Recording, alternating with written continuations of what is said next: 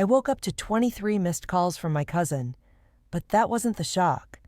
What nearly made my stomach flip was when I opened WhatsApp and saw that the entire Family Forever group chat, the one with over 60 relatives spread across the country, had simply vanished.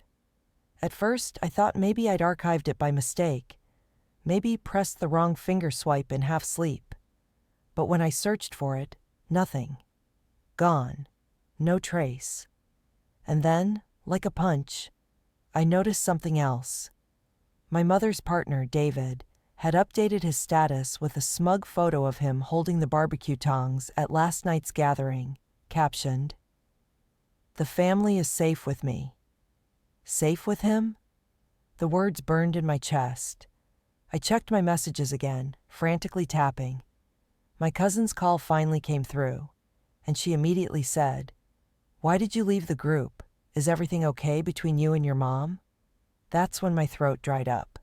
I hadn't left. I hadn't even touched the settings. Someone had decided my voice didn't belong there anymore. It clicked faster than I wanted to admit. Only one person in the house had insisted on becoming the group's admin months ago, David. He'd claimed it would reduce confusion, because apparently having multiple family members as admins was too chaotic. My mom, ever eager to avoid conflict, nodded along at the time. I hadn't thought much of it because, honestly, I never imagined someone would weaponize a group chat.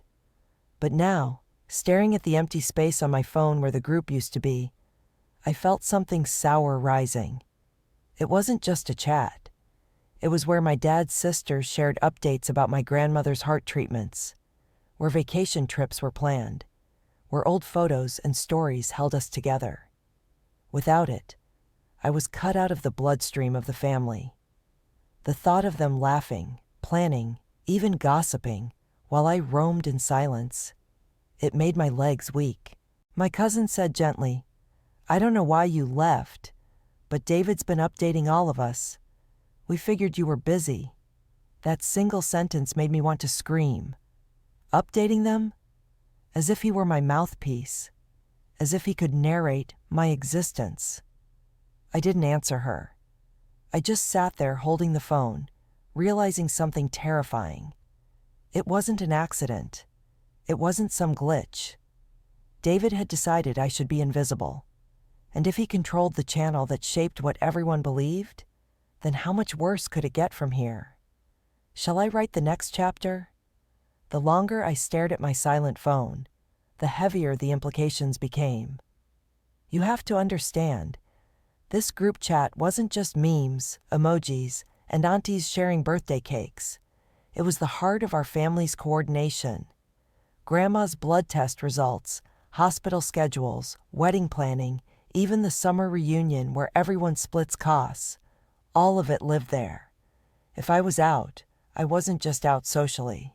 I was pushed out of the decision-making table, out of relevance, out of belonging. Leaving wasn't an option. My grandmother depends on me to drive her to her appointments every other week, since most of the relatives live hours away. If updates on her health were being passed through messages I couldn't see, how would I know when she needed me? The thought of her sitting alone, assuming I was informed when I wasn't, made my jaw clench. And financially? Sometimes those group splits were how repairs on her house or her medication copays got managed. If my voice wasn't in that thread, it meant any opinions I had, or any boundaries I needed to set, could be rewritten by someone else. David wasn't my stepdad legally, but after moving in with my mom 10 years ago, he'd wormed into every corner of her life until he positioned himself as the unofficial gatekeeper of our family. My mother says he means well, but there's a fine line between organization and control, and David doesn't just toe that line, he builds his house on it. What made it worse was how slickly he did it. If you blinked too slowly, you'd miss the tricks. Like when he injected himself into the group last spring and insisted he handle relaying information to keep things simple. He said tech stuff was overwhelming to my mom, so he could just manage it. At the time, it felt harmless. A courtesy. But now? Now it looked like a deliberate setup to tighten his grip. I went into the kitchen and found him already there, scraping butter onto toast like it was any normal Sunday. My mom bustled behind him, humming to herself. He glanced up at me with that thin smile he always wore, the kind that looked polite, but somehow dismissed you at the same time. "Sleep well?" he asked. The words nearly stuck in my throat as I thought about the vanished chat, but I swallowed them down. This wasn't the moment to explode. Not yet. I needed to think, because if I came at him unprepared, he'd spin it into me overreacting. He was a master at that. Still, underneath my careful silence, one truth pressed harder and harder. If he could erase my voice digitally, then soon the family might forget to even listen for me in real life. And that was the part I couldn't allow. Shall I write the next chapter? The first hints had always been small enough to dismiss. Looking back, I feel foolish for not recognizing them sooner. I remember when my cousin had her engagement party last winter. I had posted a photo of us together, just a silly snapshot with balloons, and it showed up in the chat for all of 30 minutes before David deleted it. He later said, so casually, "The lighting was bad, and I thought she might be embarrassed." I brushed it off, though my cousin later told me she never saw it at all. Another time, I tried to share about Grandma's appointment, a reminder for everyone to chip in with rides. Hours later, my post had vanished, replaced by David's polished version of the same info, rewritten in his formal style, like an official memo stamped with his authority. "Just clearing up confusion," he'd explained. Who argues when someone frames themselves as clarifying? That was his craft, making dominance look like service. And now the coup was complete. With me locked out, the chat wasn't a collective space anymore. It was his stage. I spent that day rolling the memories over and over in my head, like pebbles, realizing each one was a setup. The day he insisted I send him my baby photos because the family needed organized archives.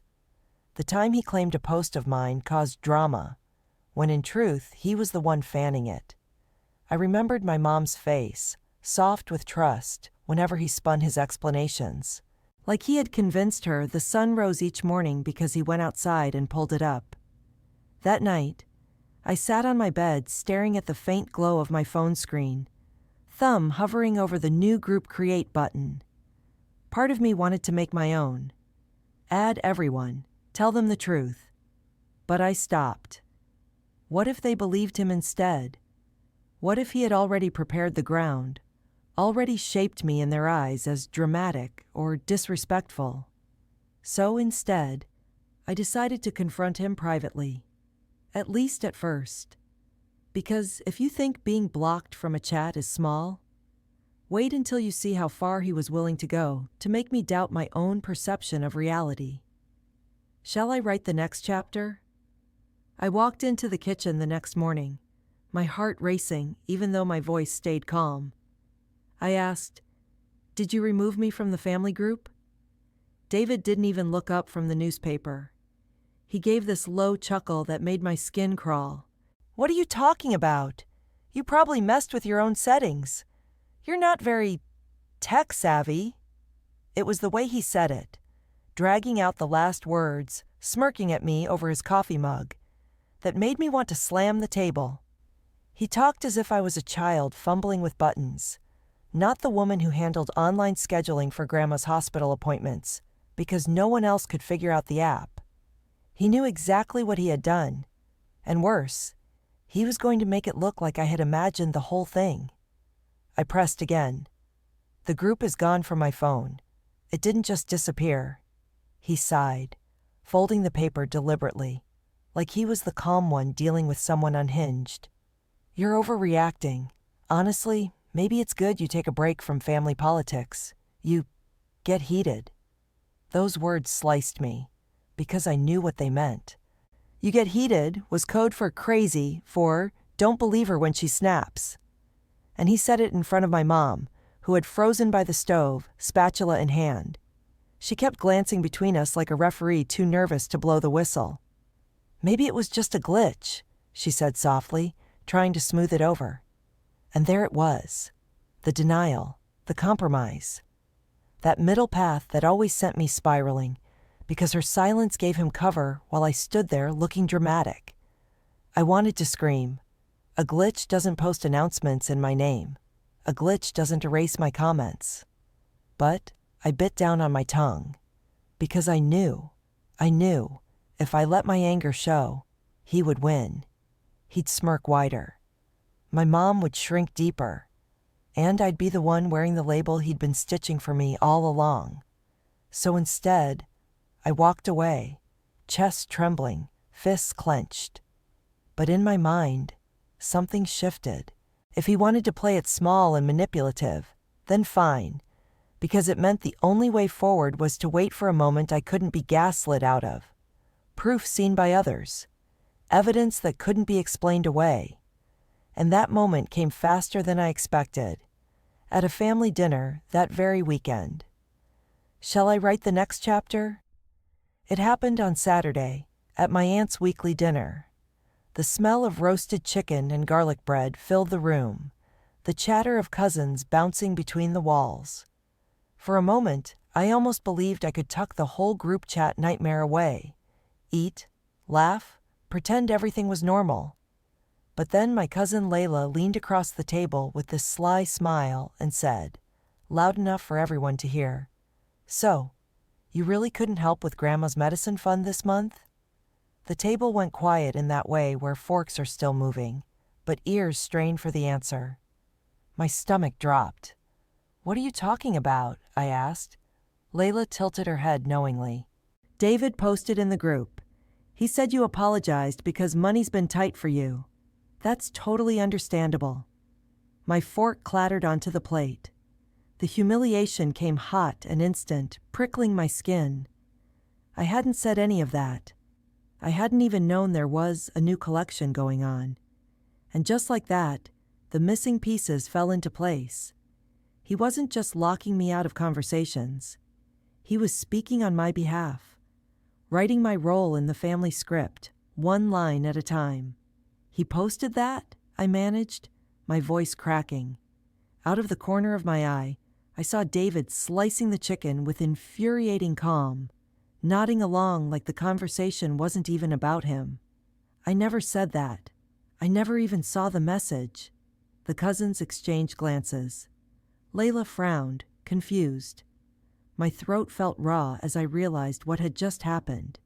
He was tarnishing me in their eyes, carefully planting the idea that I was unreliable, even selfish, while shaping himself as the dutiful, organized one. I caught my mother's face across the table. Her eyebrows knit together, her lips pressed tight, but she didn't say anything. Maybe she didn't want conflict here at the dinner table. Or maybe she wasn't sure whom to believe. That silence crushed me harder than David's lies. Inside, fury was coiling like a storm. But I needed to be smart. If I called him out now, he'd just deny it again, turn the cousins against me, change the subject. He was slippery like that. Instead, I quietly decided I needed to find a way back into that chat, to see with my own eyes what he was saying. Because if he could rewrite my words in a family group, what would stop him from rewriting my place in the family altogether? Shall I write the next chapter? The night after that dinner, I barely slept. My head kept replaying Layla's words, the puzzled look on her face, the way the cousins stole those side glances, as if weighing whether I was telling the truth or just making excuses. It gnawed at me. I couldn't shake the idea that, at this very moment, David was still in that group, typing away, shaping a false version of me. The more I thought about it, the more suffocating it felt. By morning, I had a plan. Simple, almost pathetic in its desperation. If David had locked me out, maybe someone else could bring me back in. So I texted Aunt Maria, the one person who'd always been in my corner. I wrote, "Hey, can you re-add me to Family Forever? I lost access somehow." Her reply came quicker than I expected. "I can't. David changed the settings. He's the only admin now." My chest went hollow.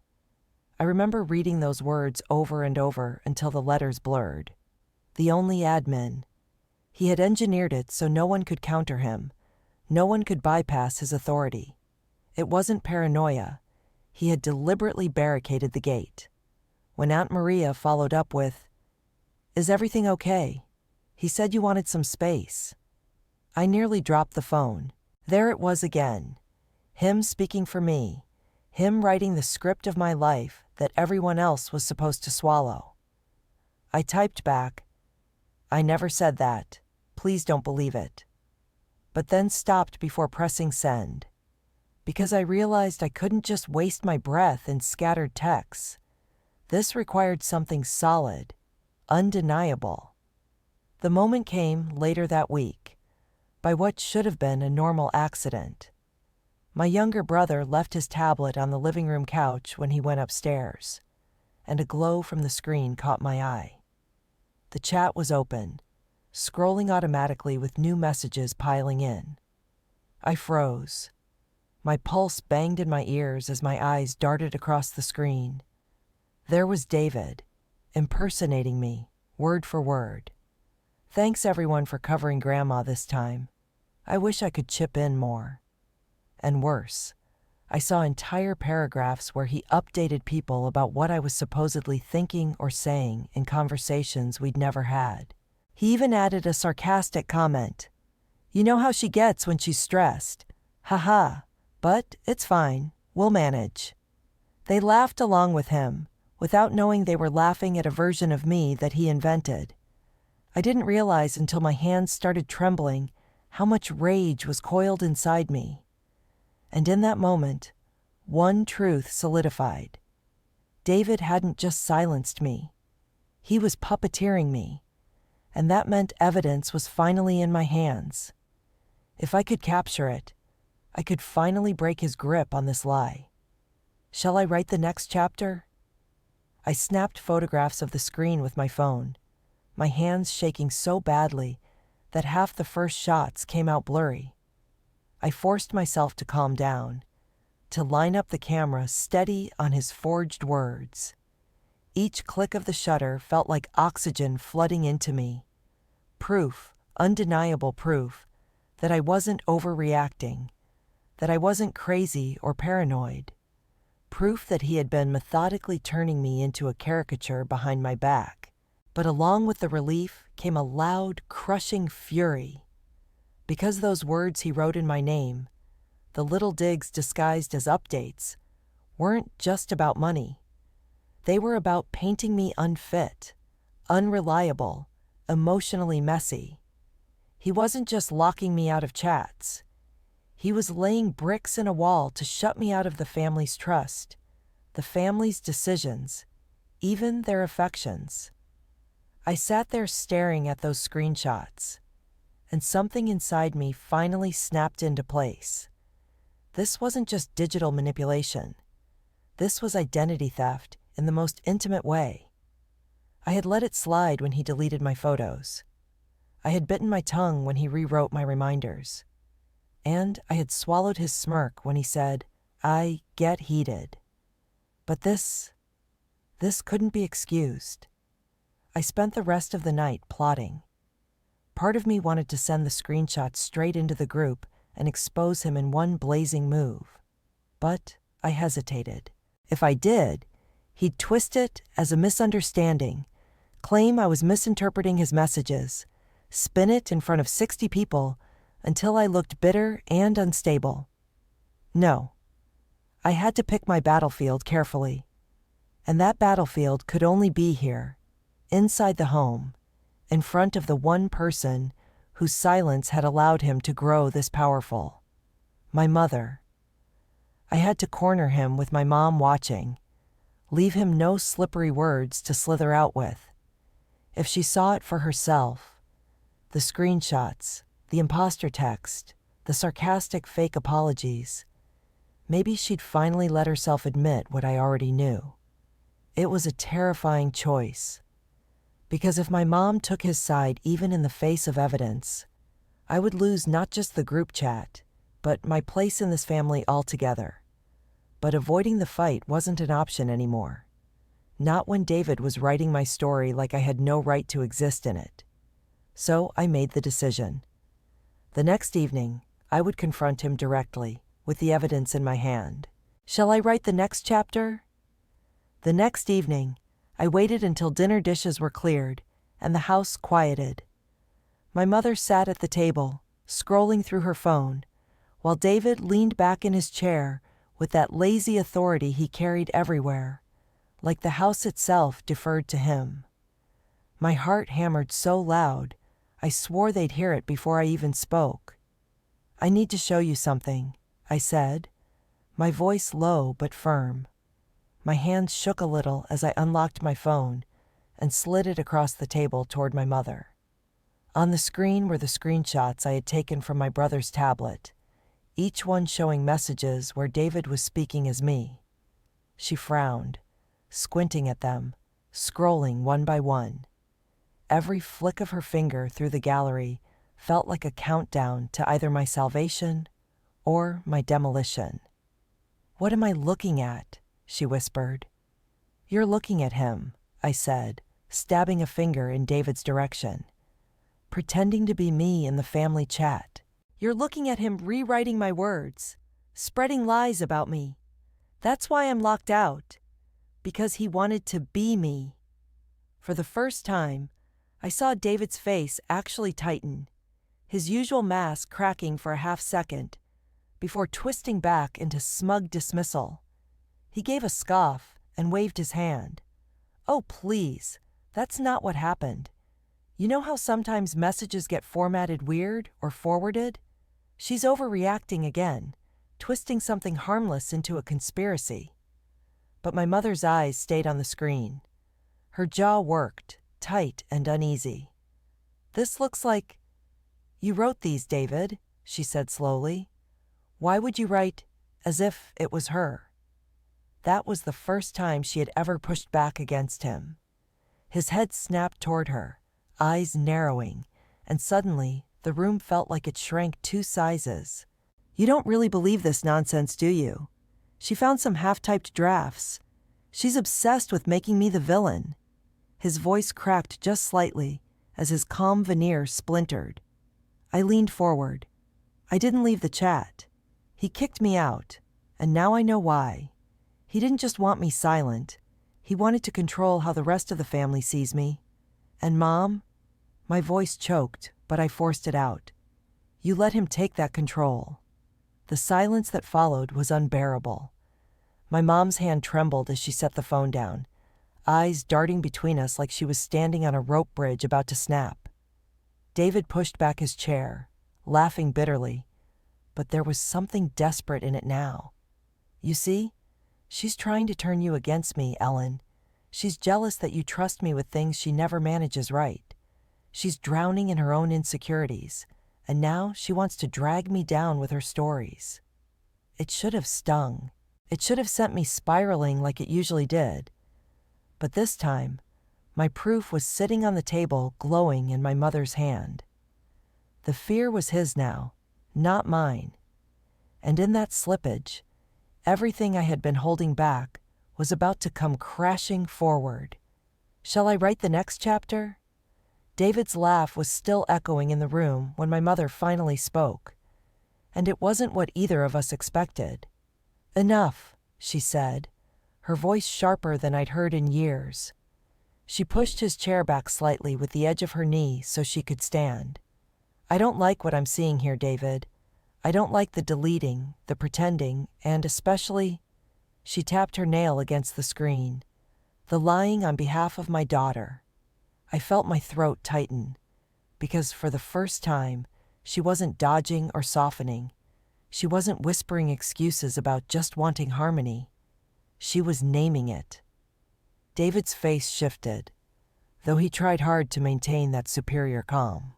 "Ellen," he said, like her name was a leash he was tugging, "you can't let her manipulate you.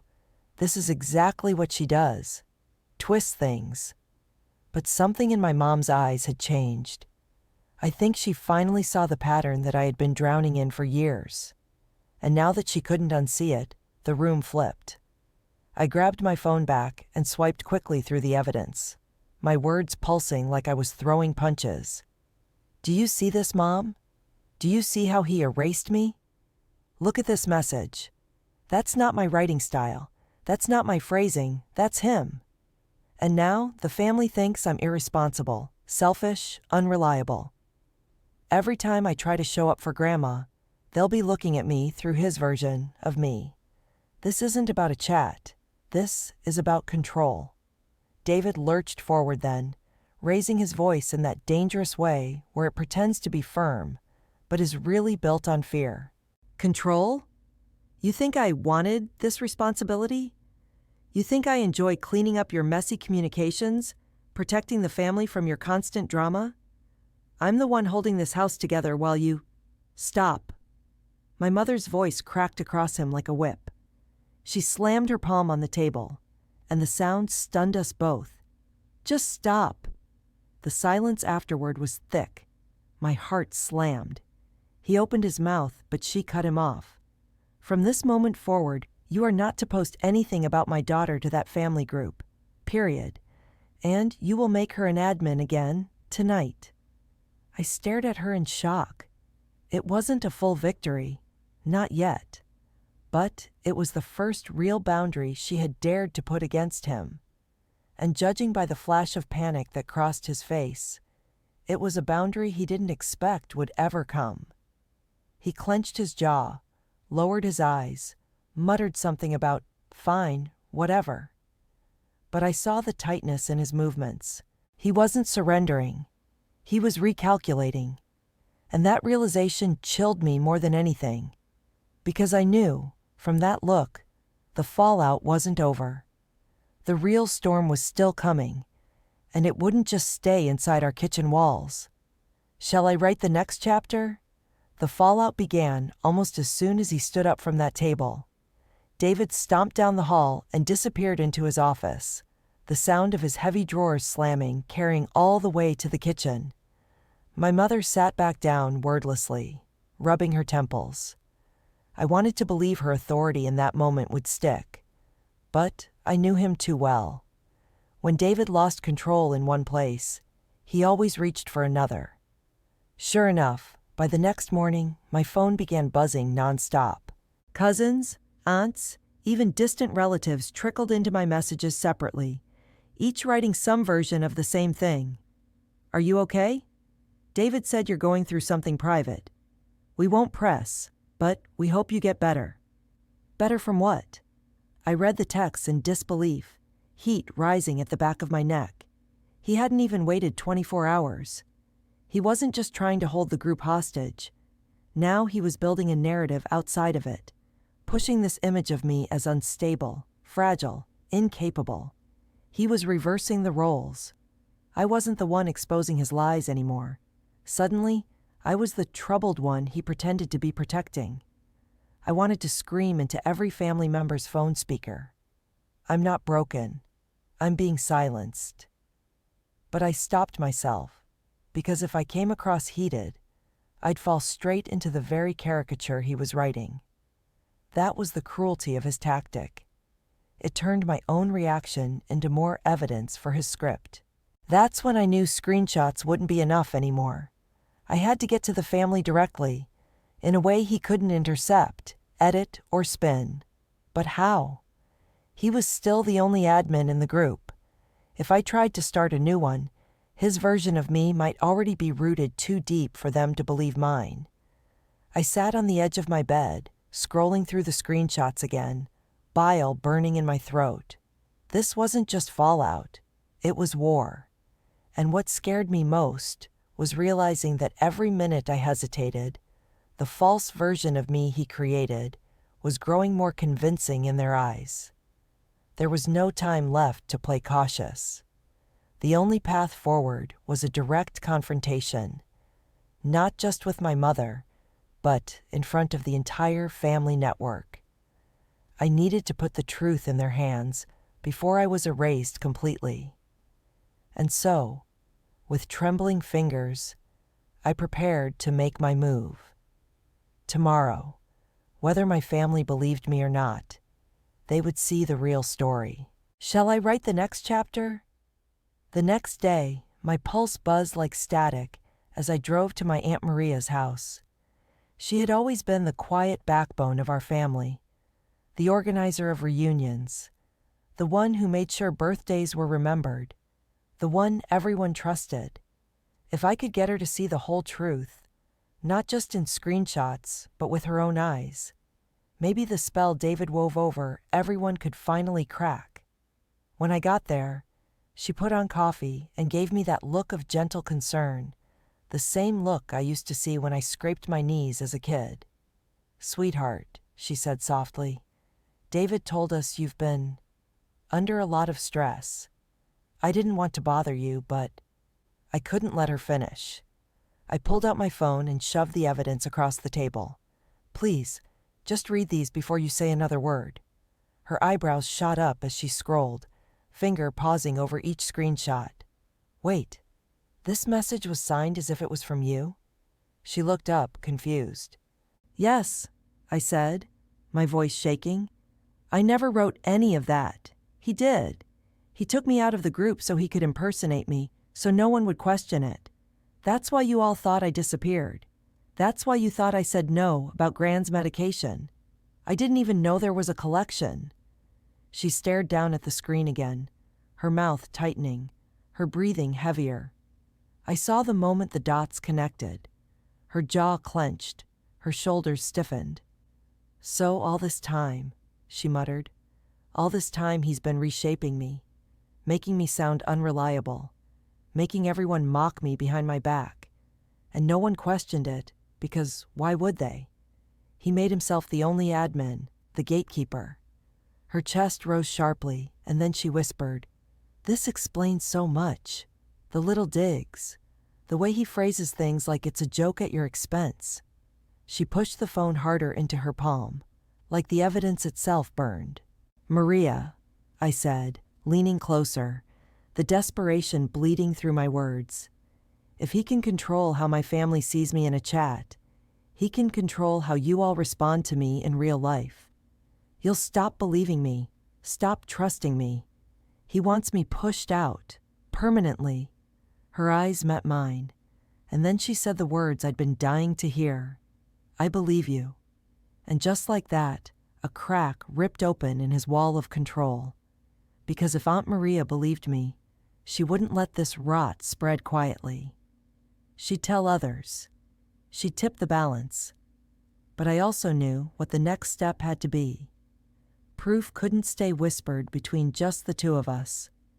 The confrontation had to happen where he couldn't run, couldn't spin, couldn't hide, right in front of my mother, Aunt Maria, and the rest of the family. And I was the one who would put him there. Shall I write the next chapter?